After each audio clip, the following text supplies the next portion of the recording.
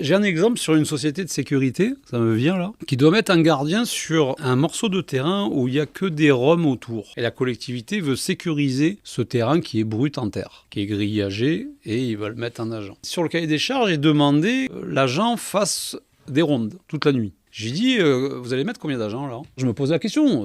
À la limite, il pourrait me dire, je vais mettre 2 agents, et puis je note 2 agents, et puis je m'en fiche. Non. Je vais dire, combien vous allez mettre d'agents? Un agent suffit. Ok.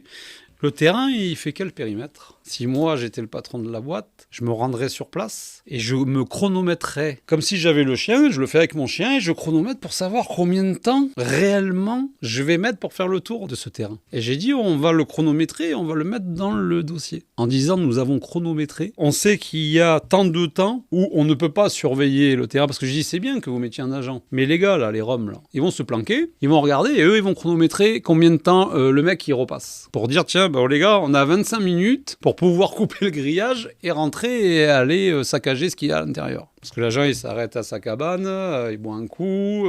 Donc, on pourrait chronométrer, voir un petit peu et dire, voilà, nous, au lieu de prévoir, parce qu'il me dit, il va faire 2 rondes dans la nuit. Mais oh frérot, si tu le veux, le marché, peut-être, faut se démarquer. Peut-être que ça va te coûter un petit peu plus cher. Faut mettre un petit peu un investissement peut-être pour mettre un pied à l'étrier. Mais par contre, t'apportes un vrai service.